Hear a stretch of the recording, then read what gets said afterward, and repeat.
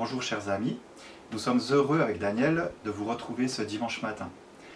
Bienvenue à chacun d'entre vous pour ce déjà 11e dimanche sans rassemblement à l'église. Nous vous imaginons là, derrière vos écrans, mais la communion fraternelle, la vraie, commence sérieusement à nous manquer. Selon les dernières nouvelles qui restent quand même floues, nous devrons encore attendre un petit peu avant de profiter du déconfinement dans nos églises. Il sera certainement lent dans sa progression et avec pas mal de consignes assez restrictives. Nous avons heureusement des moyens numériques qui nous permettent de rester en contact les uns avec les autres. Les réunions de prière, groupes de dames, le groupe d'anciens se réunissent presque comme avant à l'aide de visioconférences. Nous sommes heureux de nous retrouver maintenant pour pouvoir adresser à notre Dieu, au travers de nos chants, de notre écoute de sa parole, de nos prières, notre communion, nos dons. Sans plus attendre, je vous invite à le louer par les 2 chants qui vont suivre. Comme ces chants nous le proposent, nous allons l'adorer parce qu'il est le roi, il est au-dessus de tout. Nous savons qu'il est souverain, puissant, éternel et amour. Il nous l'a prouvé par son œuvre à la croix.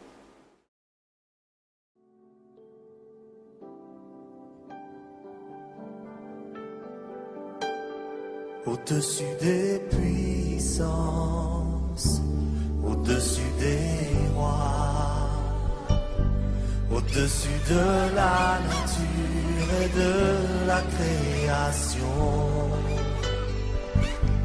au-dessus de tous les plans des hommes sages, bien avant le monde tu existais. Au-dessus des royaumes, au-dessus des trônes, au-dessus des merveilles que ce monde a connues, par-dessus tous les trésors de la terre, rien ne peut mesurer ta valeur. Crucifié, seul abandonné, tu as souffert, méprisé, rejeté, tel une rose, foulée par nos pieds. Tu m'as sauvé, tu m'as aimé, par-dessus tout.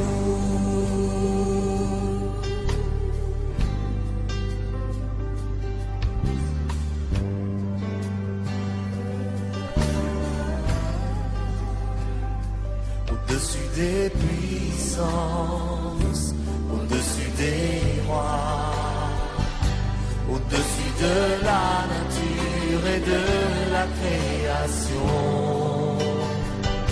au-dessus de tous les plans des hommes sages, bien avant le monde tu existais.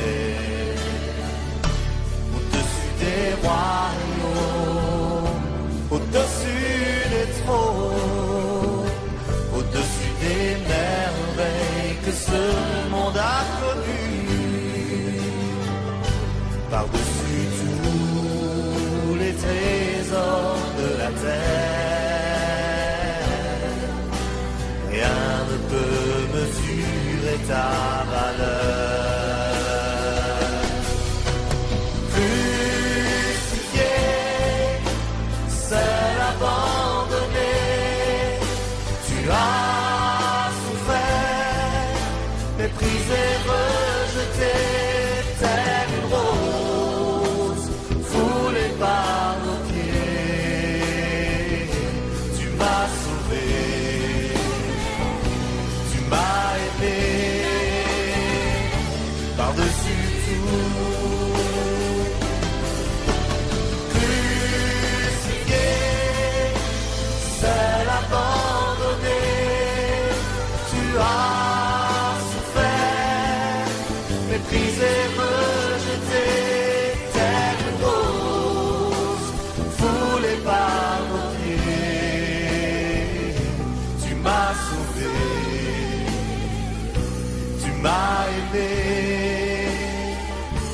par-dessus tout.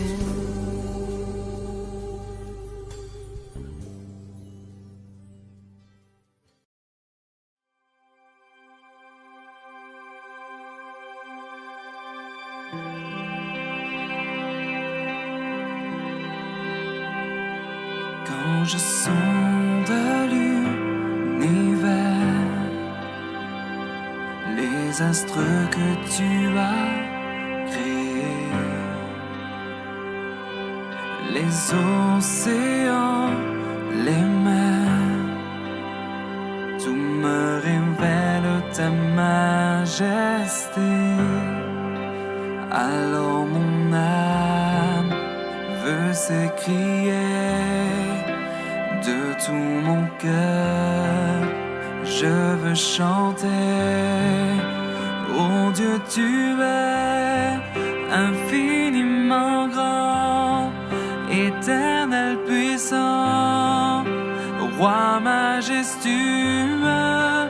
Oh Dieu, tu es infiniment grand, éternel puissant, roi majestueux.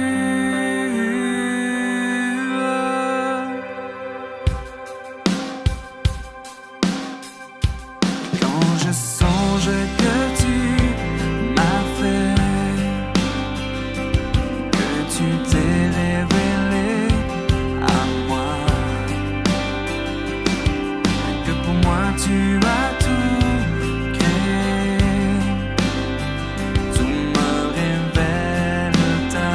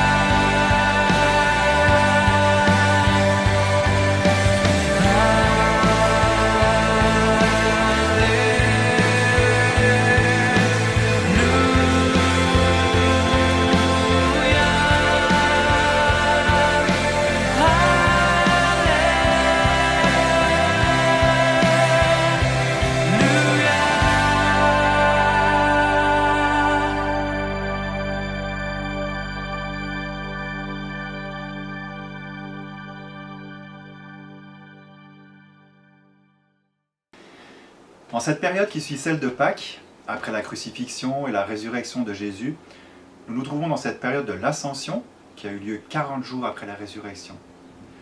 Je vous invite à relire chez vous ce que nous relate la fin des 4 évangiles ainsi que le début des actes des apôtres. Nous pouvons y voir les différentes apparitions de Jésus auprès de certains ou de tous les disciples, de façon bien différente, avec des paroles encourageantes, de nouveaux miracles, encore par exemple une pêche miraculeuse avec 153 grands poissons, une mission pour tous ses disciples et une espérance incroyable. Il reviendra comme il est parti.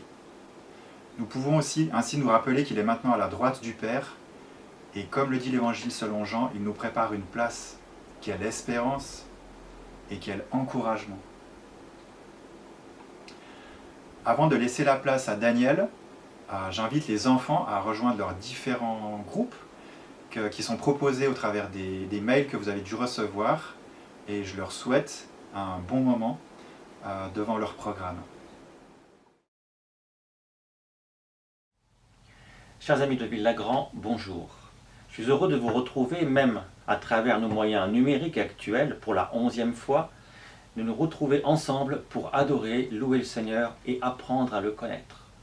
Même si je ne vous vois pas, je sais que vous êtes réunis chez vous pour écouter la parole de Dieu. Jeudi dernier, notre calendrier indiquait, comme Denis en a parlé tout à l'heure, le jour de l'Ascension. Cette ascension où le Seigneur Jésus est monté au ciel devant ses disciples.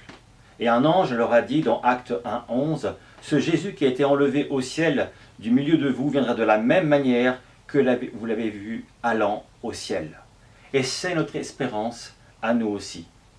Cependant, cela ne s'est pas encore produit. Et nous sommes toujours ici-bas, attendant ce glorieux jour où le royaume des cieux sera établi. Cependant, en parlant de royaume des cieux, dans les Écritures, le royaume des cieux a 2 sens. Un aspect futur et un aspect présent. Présent parce que notre Seigneur Jésus est venu sur la terre pour établir ce que le premier Adam avait perdu par le péché et par sa désobéissance. Mais le second Adam, le Seigneur Jésus, a été victorieux sur la croix. Il est mort pour nous, pour nos péchés, et il est ressuscité et s'est assis à la droite du Père. Et il règne. Et nous qui avons cru, nous participons dès à présent à ce royaume des cieux.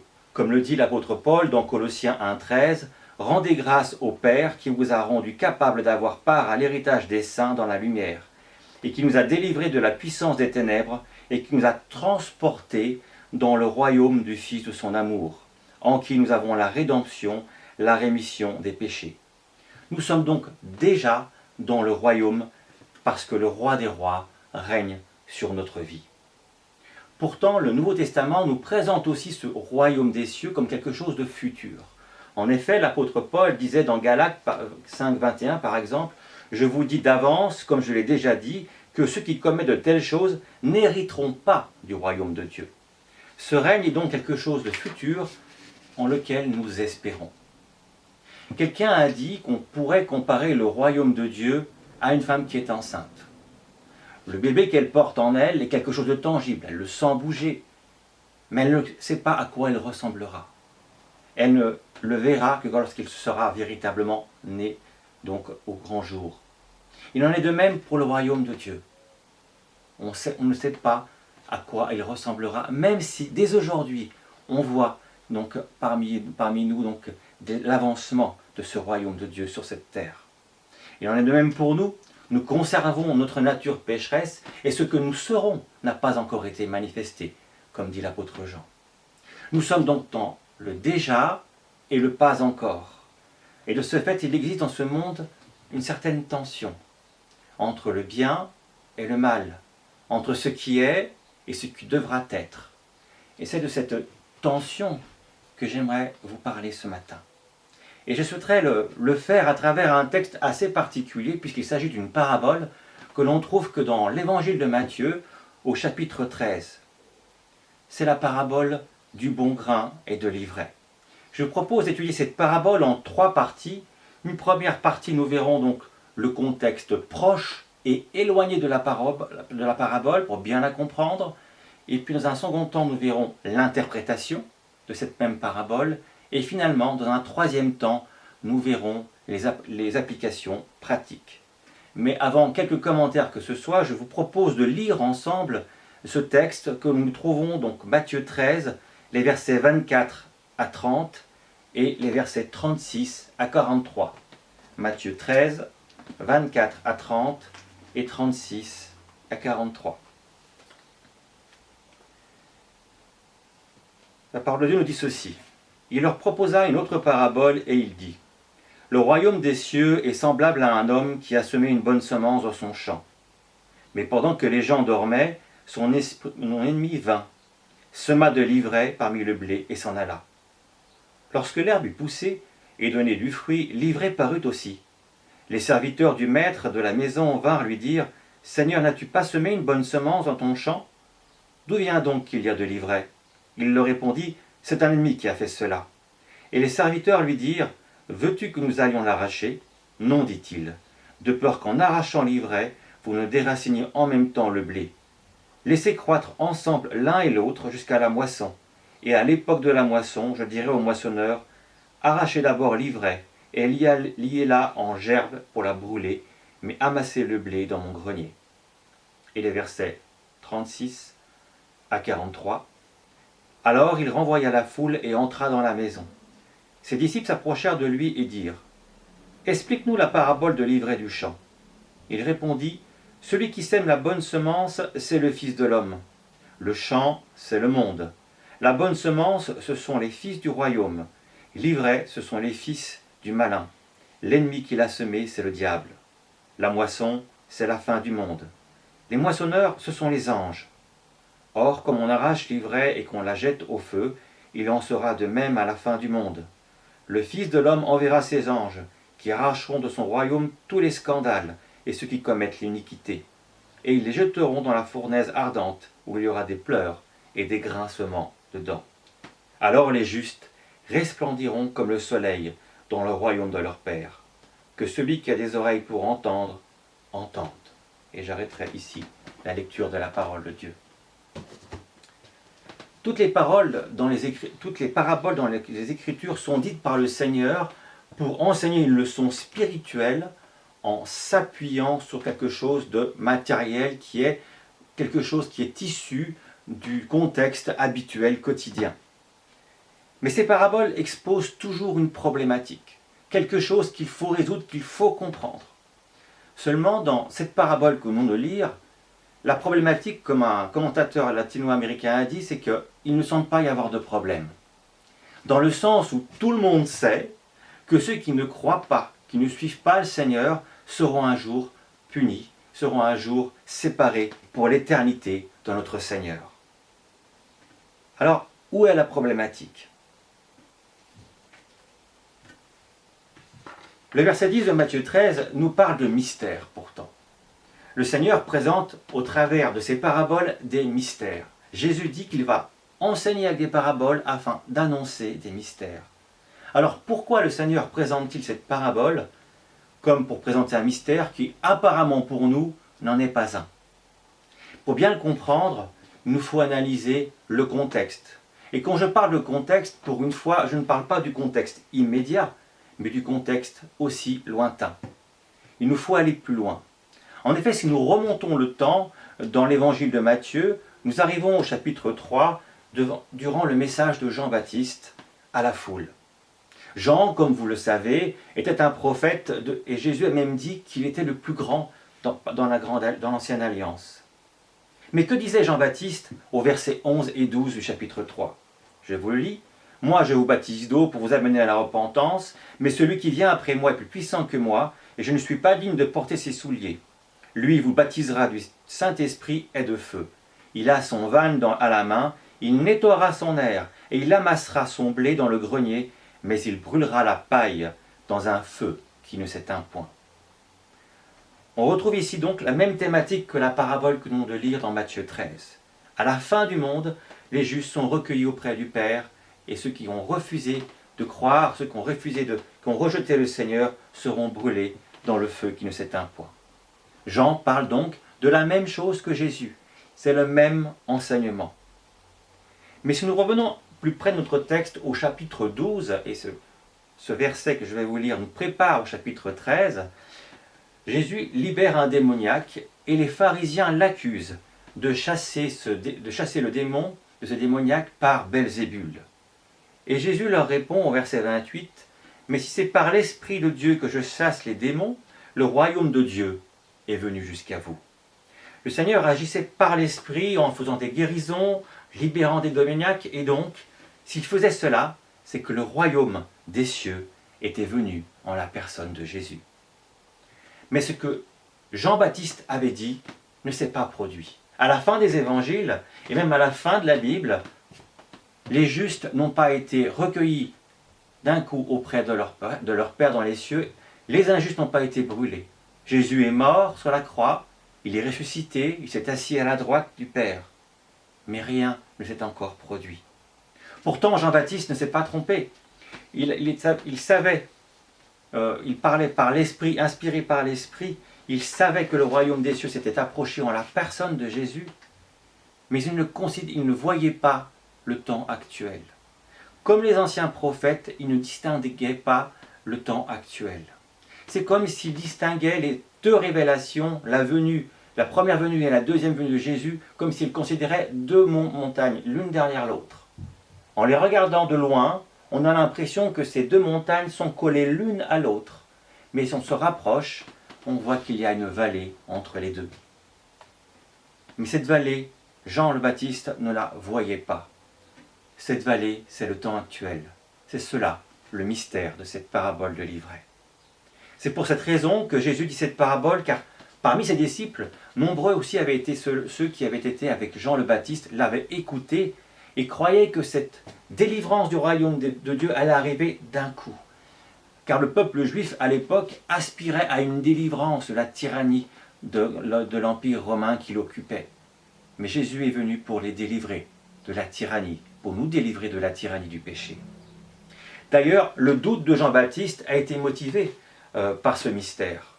Comme il ne voyait pas cette vallée, comme il ne voyait pas ce temps actuel où nous sommes, il a demandé à Jésus, dans Matthieu 11, au verset 3, « Es-tu celui qui doit venir ou devons attendre un autre ?» Jean avait été emprisonné quand il a posé cette question. Il avait dénoncé Hérode qui avait pris la femme de son frère. Et la dénonciation de Jean le Baptiste était juste. Mais Jean n'acceptait pas. Comment les injustes pouvaient encore avoir ce pouvoir sur les justes? Comment un homme comme Hérode, chargé de péché, pouvait mettre un homme comme Jean le Baptiste dans une prison alors qu'il n'avait rien fait, lui qui avait dit la vérité? Jean avait baptisé, il avait prêché la repentance, il avait compris que le royaume de Dieu était inauguré par la venue de Jésus. Mais maintenant il doutait devant les circonstances dans lesquelles il se trouvait. Jean a douté car il ne distinguait pas ce mystère. Et il ne fut pas le seul. Les disciples et la foule aussi qui le suivait ne distinguaient pas ce mystère de cette vallée entre ces deux montagnes. Voilà pourquoi Jésus dit que cette parabole est un mystère qu'il allait révéler au sujet du royaume de Dieu, qui viendra en deux étapes, lors de sa première venue jusqu'à nos jours, et donc dans une deuxième étape, donc lors de sa seconde venue. Il y a un temps pour semer, il y a un temps pour la germination, et il y a un temps pour la récolte. Et nous sommes actuellement dans le temps de la germination.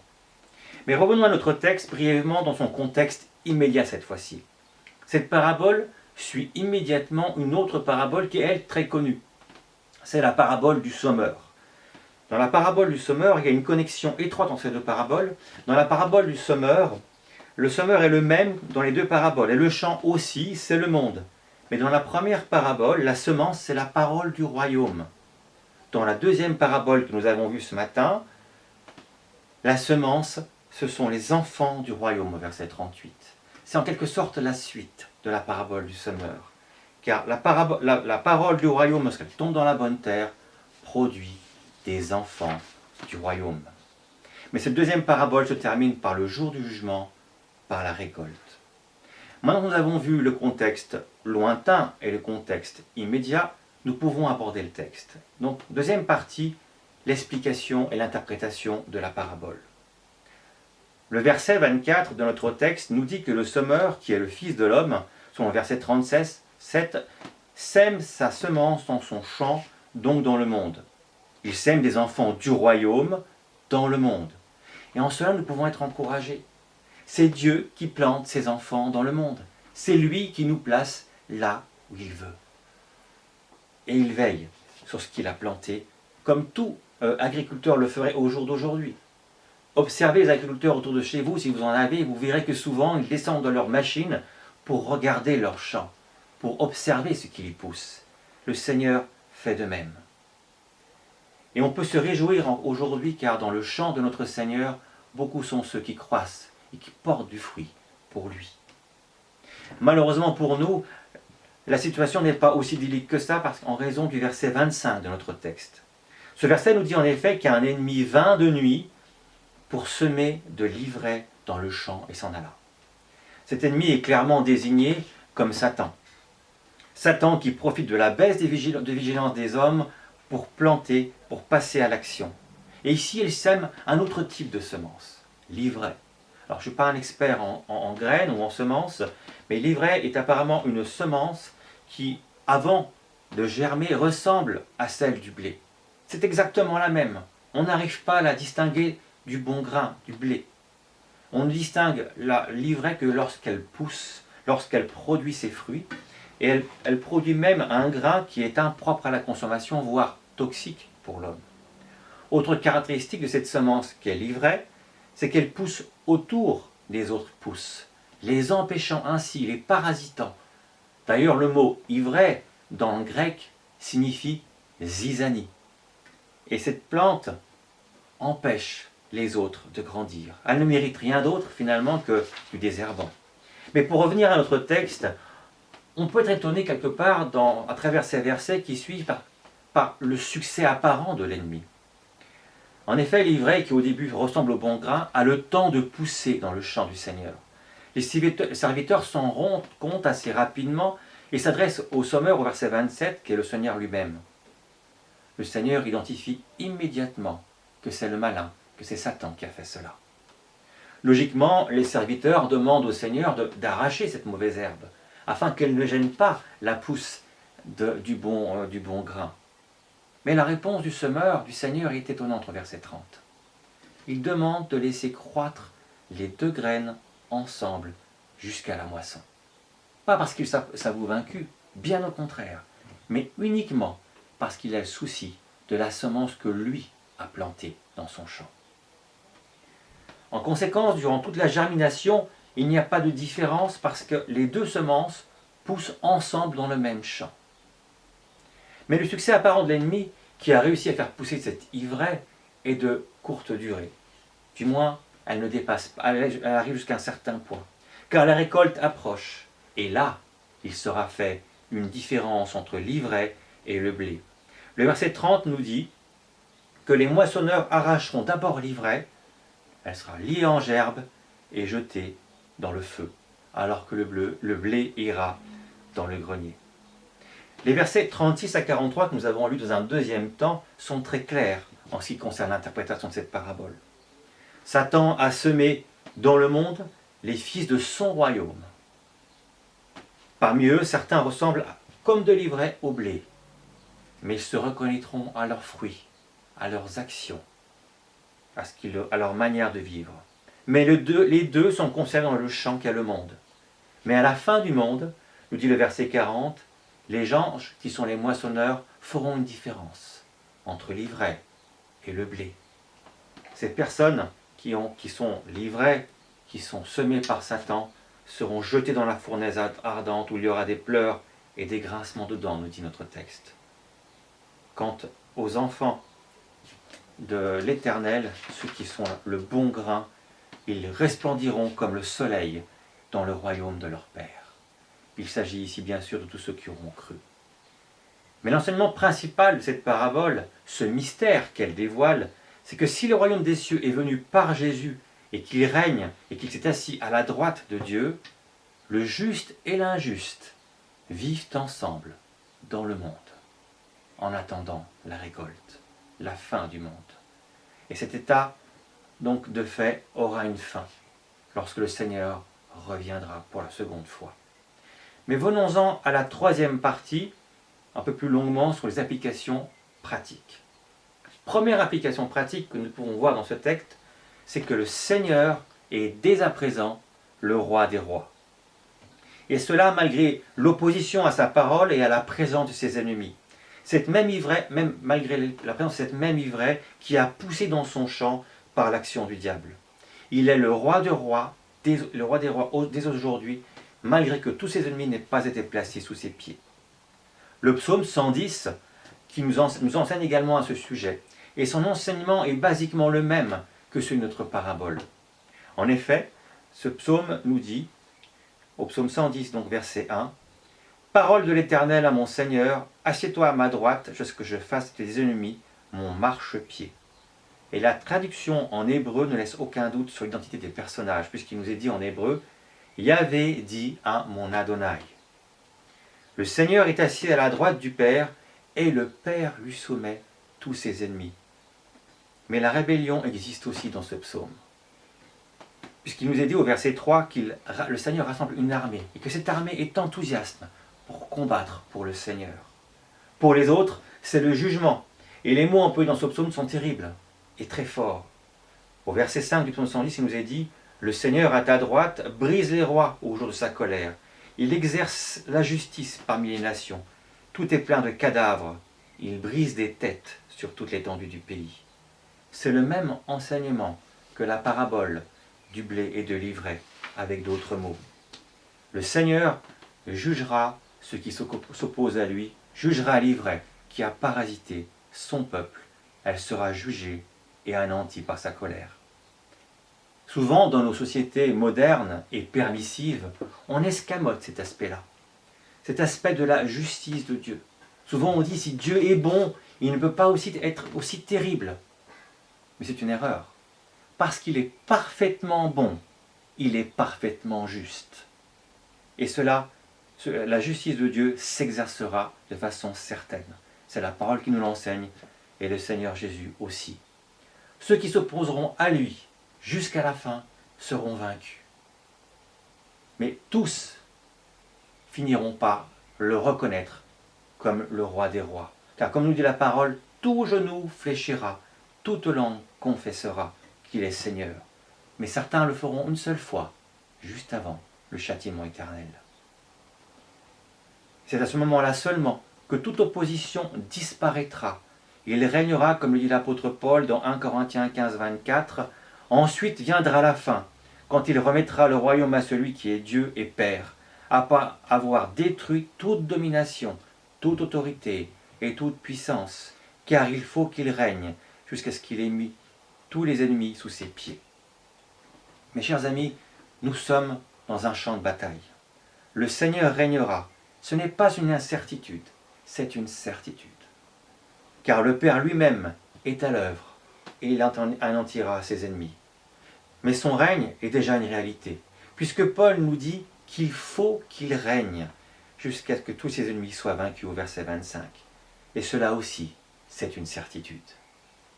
L'homme naturel est si fier de sa pseudo-sagesse, de sa science, il pense pouvoir, sous l'action de l'ennemi, s'opposer à Dieu.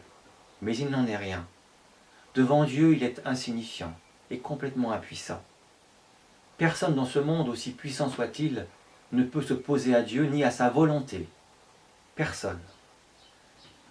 Un homme de l'Antiquité, un barbare même, ambitieux et violent, a pourtant déclaré quelque chose que beaucoup d'hommes modernes actuels ne voient pas. Il a dit en parlant de Dieu, « Tous les habitants de la terre ne sont à ses yeux que néant. Il agit comme il lui plaît avec l'armée des cieux et avec les habitants de la terre. Il n'y a personne qui résiste à sa main. » Cet homme était roi. Il s'appelait Nebuchadnezzar, roi de Babylone.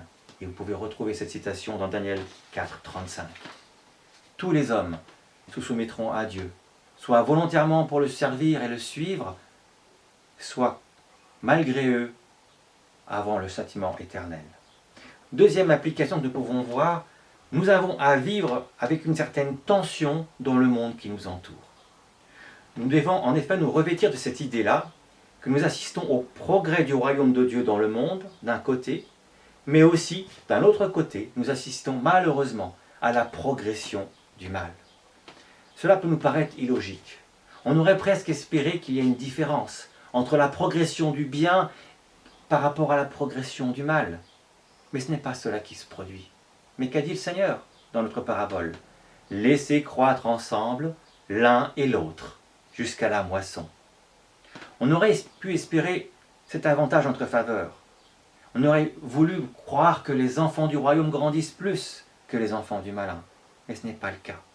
Il faut que l'un et l'autre grandissent ensemble jusqu'au jugement. Qu'est-ce que cela implique concrètement? Premièrement, quelque chose de très rassurant. Le mal, le péché, ceux qui s'opposent à Dieu, ceux qui persécutent aujourd'hui même son Église, ceux qui maltraitent nos frères et sœurs dans le monde à cause de leur foi, ces gens-là, ce mal-là, ne pourra jamais détruire l'Église qui est plantée dans le champ de Dieu et qui lui appartient. L'Église ne pourra jamais être détruite par le mal. Deuxièmement, et par contre, et c'est moins réjouissant, le mal, le péché qui nous entoure, ne va pas cesser de croître, jusqu'à ce que l'on puisse dire aujourd'hui. Car lui aussi, l'ivraie de notre parabole, doit grandir jusqu'à la moisson. Cet enseignement doit être pour nous stimulant, car nous ne serons jamais vaincus. Même si nous rencontrerons des difficultés, l'Église qui appartient au Seigneur ne sera jamais vaincue. Jésus l'avait dit à Pierre en disant « Je bâtirai mon Église et les portes du séjour des morts ne prévaudront point contre elle. » Notre Seigneur a promis de préserver son peuple jusqu'à la fin et même à le faire grandir. Mais si le peuple de Dieu n'avance que dans la faiblesse et dans l'humilité, il avance pour la gloire de Dieu. N'oublions pas que, comme le dit l'apôtre Paul, nous avons des trésors dans des vases d'argile. Mais par-dessus tout, mes chers amis, il y a quelque chose que nous ne devons jamais oublier. C'est le Seigneur lui-même, le maître du champ, le maître de la moisson, qui fait avancer son œuvre et pas l'homme. Lorsque nous citons le grand mandat dans Matthieu 28, ce passage qui est souvent utilisé dans nos églises pour nous stimuler à répandre l'évangile, nous citons presque souvent de mémoire le verset 19 « Allez, faites de toutes les nations des disciples, les baptisant au nom du Père, du Fils et du Saint-Esprit. » Mais nous oublions souvent le verset qui précède, le verset 18 qui dit, que Jésus dit « Tout pouvoir m'a été donné dans le ciel et sur la terre. » Cela n'est possible que par la force que Dieu accorde aux siens. C'est lui qui fait avancer son royaume. Il est le roi des rois et tout ce que nous faisons en son nom dépend de lui et de sa puissance. Et dès aujourd'hui, il règne. Troisième et dernier point, nous avons à vivre nos vies personnelles, nos vies intimes avec cette même tension entre le bien et le mal. En effet, nous qui avons cru, nous avons été transformés, régénérés par l'Esprit, mais nous continuons à vivre dans un corps de péché. Un corps qui est limité, un corps qui est mortel, sujet à la maladie, sujet à plein de faiblesses. Et c'est cela aussi le problème majeur de notre vie de chrétien encore aujourd'hui. Nous pouvons éprouver de la joie lorsque nous sommes en communion avec notre Père. Une joie indicible. Et certainement, ça vous est arrivé que certaines fois, on est tellement près de lui. Une fois, un chrétien m'a dit, parfois, quand je prie, je suis tellement près du Seigneur que quand je vais ouvrir les yeux, j'ai l'impression que je vais le voir. Parfois, nous avons ces sensations-là d'être très proches de Dieu. Parfois aussi, malheureusement, c'est l'inverse. Lorsque nous succombons à une tentation, à un péché, nous éprouvons de la honte, du remords, de la tristesse. Et ces deux situations provoquent en nous une certaine confusion. Qui ne s'est jamais posé la question? Comment parfois je puis être aussi proche de Dieu et dans d'autres occasions aussi loin? C'est le propre de l'homme. Un jour, notre communion avec notre Père sera complète, parfaite. Mais aujourd'hui, elle reste incomplète, ce qui est par rapport à notre corps qui lui est pécheur. Ne croyons pas les chrétiens qui vous disent l'inverse. Avec le sourire aux lèvres, avec le sourire béat en disant « Mais moi, je suis vainqueur sur tout !» C'est faux. Ils sont aussi en difficulté que vous et moi. Nous sommes, comme je vous l'ai dit tout à l'heure, dans un champ de bataille.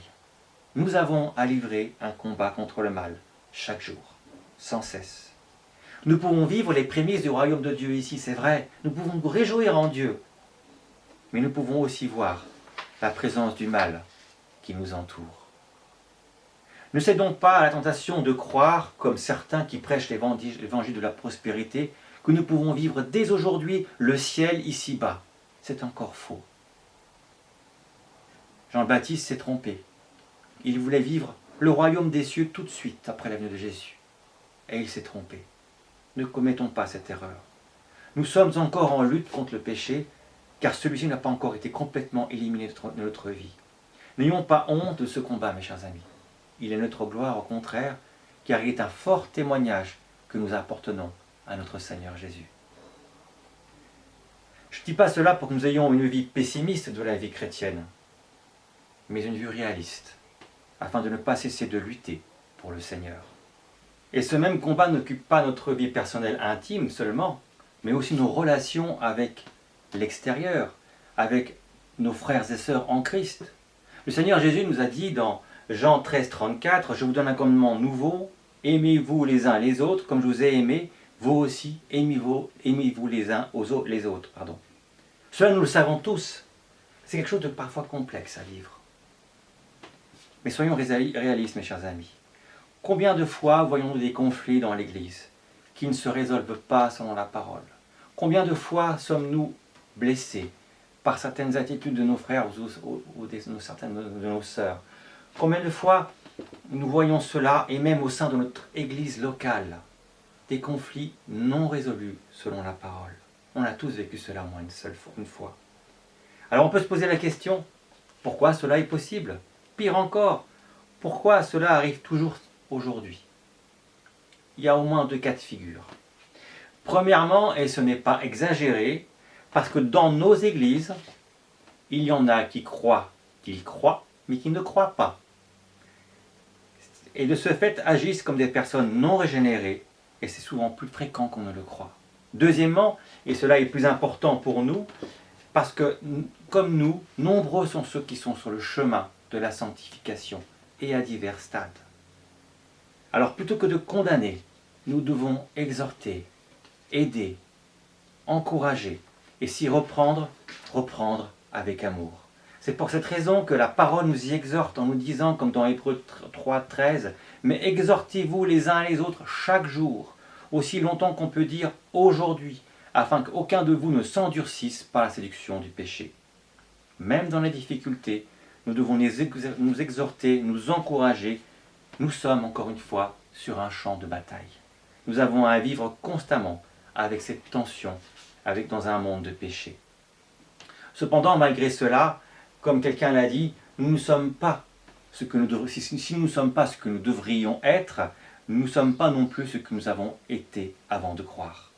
Car malgré notre faiblesse, le Seigneur nous utilise pour sa gloire. Malgré notre faiblesse aussi, on obtient des victoires dans nos vies personnelles. En effet, lorsqu'un chrétien chute ou se crée des ennuis, tout le monde le voit. On va vite le montrer du doigt, on va même faire des commentaires. Mais quand un chrétien triomphe dans sa vie personnelle, lorsque une sœur ou un frère refuse de rencontrer telle ou telle personne parce que cela s'oppose à sa vie de sanctification, lorsqu'il refuse d'entendre ou d'écouter telle ou telle musique parce que cela s'oppose à sa foi, lorsque quelqu'un refuse de pratiquer ou de rentrer dans des commentaires qui s'opposent à sa foi, malgré les moqueries, qui le voit? Personne, mais le Seigneur qui voit dans le secret, lui, le voit. Et c'est cela qui est important. Comme dit, nous sommes dans le déjà et le pas encore. Notre Seigneur règne dès aujourd'hui, même si ce royaume n'a pas été complètement manifesté ici-bas. Mais ce jour viendra, lorsque le Seigneur reviendra, afin que nous soyons avec lui pour l'éternité. Et nous serons victorieux de façon complète. Mais pour l'instant, nous devons rester vigilants et ne pas perdre de vue cette tension qui nous entoure, ce mal qui nous entoure, et continuer ce combat pour le Seigneur. Dans le monde qui nous entoure, nous pouvons parfois être aussi découragés, affligés lorsque le mal affecte l'Église. Dans le monde par la persécution, nous l'avons déjà dit. N'oublions pas, mes chers amis, que ces combats de ces frères et sœurs qui souffrent pour leur foi sont des manifestations du royaume de Dieu, déjà ici et maintenant. Mais le jour viendra où ce royaume sera pleinement manifesté. Cependant, ce jour n'est pas encore venu. Alors, persévérons dans notre foi. Ne commettons pas l'erreur de certains de vouloir le vivre, ce royaume, vivre le ciel déjà, dès aujourd'hui sur cette terre. Cela n'est pas possible. Nous avons encore à lutter, mais nous ne sommes pas seuls. Le monde actuel, avec le péché qu'il habite, ne sera jamais un paradis. Même si les efforts pour l'écologie, la science n'ont jamais été aussi importants au jour d'aujourd'hui. Nous ne vivrons jamais le ciel, ici-bas. Le Seigneur ne nous a jamais dit cela, au contraire il nous a avertis, vous aurez des tribulations dans le monde. Mais nous pouvons déjà, comme le souligne l'apôtre Pierre dans ses épîtres, nous réjouir en sa présence. Le royaume de Dieu est dès à présent une réalité, le roi des rois règne, et comme il nous est dit, par l'Esprit, son royaume également, comme l'affirme Paul dans Colossiens 1, 12 que nous avons lu au départ. Pour l'apôtre Paul, cette réalité du royaume de Dieu était très présente dans sa vie. Lui, d'ailleurs, c'est lui qui en parle quasiment le plus, lui qui le désire, en tout cas, il le montre le plus. Il dit à Timothée, 2 Timothée 4, 6, au terme de sa vie en prison, il dit à Timothée, « Car pour ma part, je suis déjà comme sacrifié, et le moment de mon départ approche. » Pour Paul, le mot « sacrifié » aurait presque pu être remplacé par le mot « libéré », car son départ approchait. À ce moment-là, il savait, lui qui avait tant souffert durant son ministère, qu'il allait passer de la douleur au bien-être parfait, de la tristesse à la joie parfaite, de la prison à la liberté parfaite, de la haine à l'amour, de la lutte à la paix. Voilà ce qu'espérait Paul dans sa prison. Voilà ce que nous aussi, nous pouvons espérer. Vivre la fin de cette bataille contre le mal, lorsque le Seigneur nous prendra avec lui. C'est pourquoi, même dans l'épreuve, apprenons à lever les yeux au-dessus, vers le Seigneur, et continuons la lutte pour lui. Je conclus. Mes chers amis, comme nous l'avons vu ce matin, nous avons à vivre dans ce monde avec cette tension entre ce qui est et ce qui devrait être, entre le mal et le bien. Nous pouvons ressentir cette tension dans nos vies personnelles, dans nos rapports les uns avec les autres, et dans le monde dans lequel nous vivons. Nous avons à vivre avec l'ivraie, jusqu'à la fin. Mais notre Seigneur veille et est avec son peuple. Mais c'est une chose, mes chers amis, que nous ne devons jamais oublier, c'est que l'un comme l'autre pousse dans le champ qui appartient au Seigneur. Il a la maîtrise de tout ce qui lui appartient. Malgré les difficultés que nous rencontrons, ne tombons pas dans le piège de vouloir vivre le ciel déjà ici-bas. C'est une erreur dans laquelle de nombreuses personnes sont tombées. Continuons à lutter pour le Seigneur. Comme les prophètes et les apôtres, nous avons une espérance exceptionnelle. Même si nous sommes encore pour un peu de temps dans le déjà et le pas encore, nous avons cette espérance ancrée en nous. Et cette espérance, la voici. C'est le Seigneur qui l'a dit dans Jean 14, 2, 3. « Il y a plusieurs demeures dans la maison de mon Père. Si cela n'était pas, je vous l'aurais dit. Je vais vous préparer une place. Et lorsque je m'en serai allé et que je vous aurai préparé une place, je reviendrai et je vous prendrai avec moi, afin que là où je suis, vous y soyez aussi. » Amen. Je vous invite maintenant à prier ensemble après ce message. Père éternel, grâce te soit rendue, Seigneur, pour la richesse de ta parole. Merci, Seigneur, pour ce que tu as voulu nous dire ce matin, Seigneur, à travers cette parabole. Mais Seigneur, pas que nous savons, Seigneur, malgré toutes les difficultés que nous avons à vivre ici-bas, que toi tu es présent. Seigneur, que nous poussons dans ton champ où tu nous as plantés. Seigneur, aide-nous, Seigneur, à lutter jusqu'à la fin, en regardant à toi. Car toi tu maîtrises tout, tu règnes, Seigneur, et tu n'oublies pas ceux qui t'appartiennent. Merci, Seigneur, pour les avancées de ton royaume déjà maintenant. Seigneur, aide-nous, Seigneur, à nous y raccrocher, Seigneur, à y participer, à y contribuer. Seigneur, je te prie pour ton Église. qu'elle puisse participer, Seigneur, aussi, Seigneur, à l'avancée de ton royaume ici, à Ville-Lagrand. Seigneur, que tu nous conduises par ton esprit dans cette lutte contre le mal qui nous entoure si facilement. Aide-nous, Seigneur, à résister, Seigneur, à l'ennemi qui rôde autour de nous comme un lion réjouissant, pour te glorifier, te suivre et te servir. Seigneur, tu bénis cette Église, tu bénis ceux qui t'appartiennent, afin que nous puissions être vraiment des gens qui t'appartiennent, Seigneur, qui te glorifient. Et Seigneur, que tu puisses nous conduire, Seigneur, dans tes voies. Merci, Seigneur, encore pour ta présence. Seigneur, que tu nous gardes en toi. Au nom de Jésus. Amen. Merci Daniel pour ce message. Nous allons continuer maintenant notre culte en apportant nos louanges à celui qui nous entend, nous écoute, qui est capable de calmer nos craintes, celui en qui nous pouvons nous reposer dès maintenant et pour l'éternité.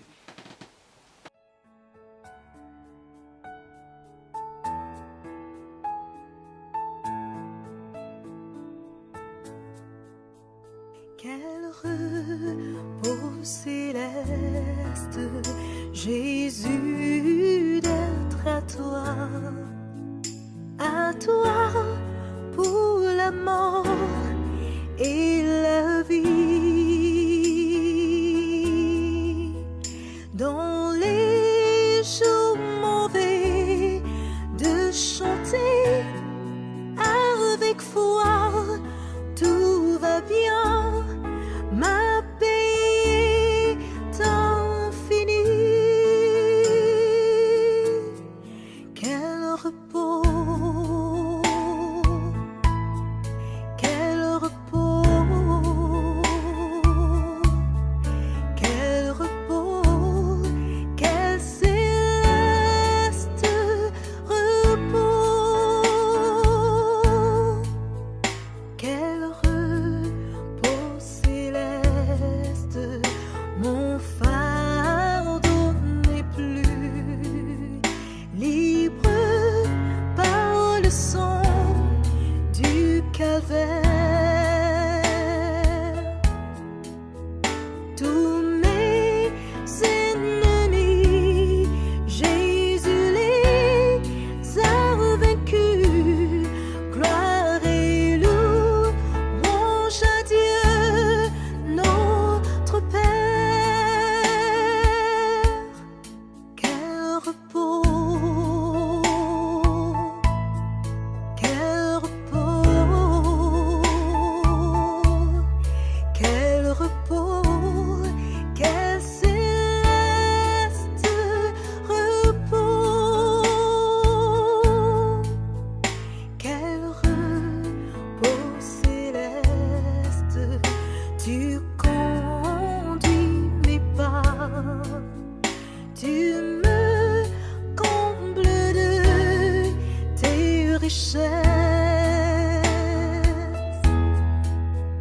Dans ton grand amour, chaque jour, tu sauras déployer envers moi tes tendresses. Quel repos, quel repos,